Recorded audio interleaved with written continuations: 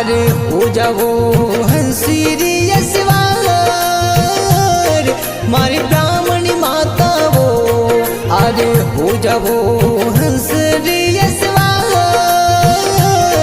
मारी ब्राह्मणी माता वो। ए भक्तरी उड़ी कावेगा पदार जो मारी कुलरी देवी माँ। अरे चित्तौड़गढ़ रे में सुनो मारी ब्राह्मणी माता वो। जगमग दिवलारे वाली जोता वो मारी कुलरी देवी माँ। मारी कुलरी देवी माँ।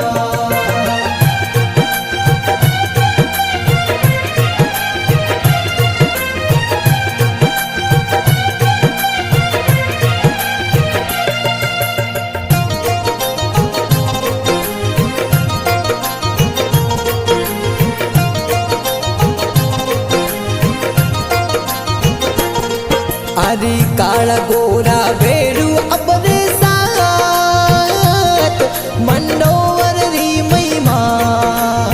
काला गोरा बेरू अपने साथ मंडोवर री महिमा। गटरे चित्तौड़ धाम आपरो मारी ब्राह्मणी माता वो। आज घर घर होवे पूजा दिन मारी कुलरी देवी माँ।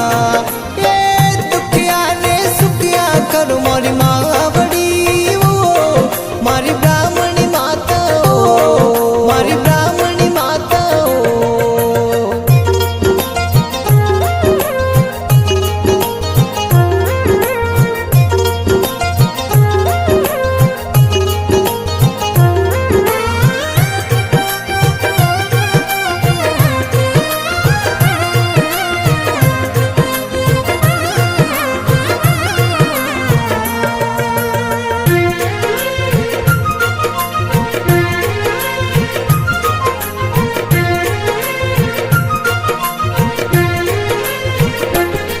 हर दुरोद मैया आवे भगत थोड़े द्वार मारी ब्राह्मणी माता हो। दुरोद थोड़े जावे भगत मालार मारी ब्राह्मणी माता हो। लाले चूंदड़िया सुर सिंगारो मारी कुलरी देवी माँ। हर गिरत मिठाया चढ़े बिवारा मारी ब्राह्मणी माता हो। भक्तों री पुकार सुनने पधार जो मारी ब्राह्मणी माता हो। मारी ब्राह्मणी माता हो।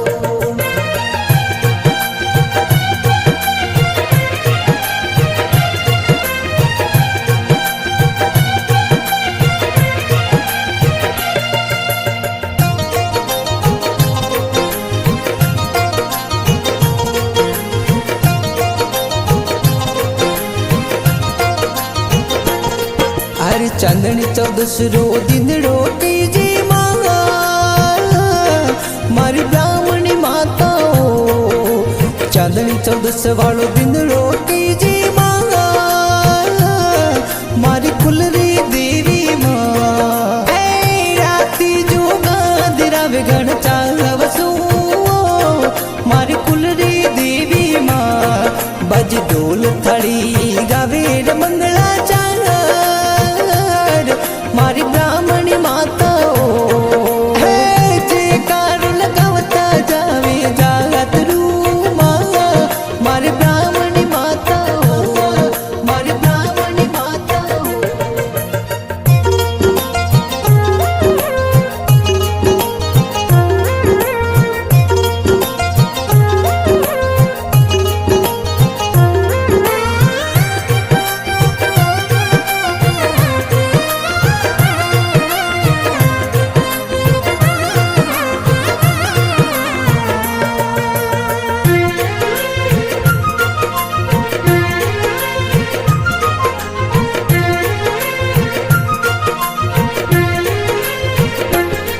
हर पग मेरे पायल सोवड़ी हो माँ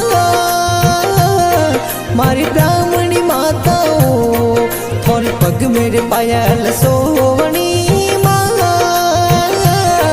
मारी कुलरी देवी माँ ऐ घुमरी रमता पधार मोरी मावड़ी ओ मारी कुलरी देवी माँ हरे कृष्ण रावणा लिखी महिमा हो माँ मारी ब्राह्मण माता हो ऐ PS जी फिल्म में देवासी रमेश गावे माँ मारी ब्राह्मणी माता हो मारी ब्राह्मणी माता हो।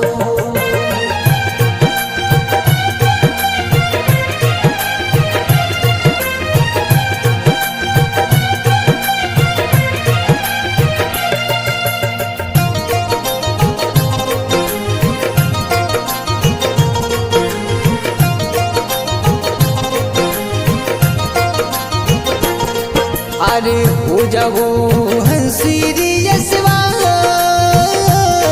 मारी ब्राह्मणी माता वो अरे हो जाओ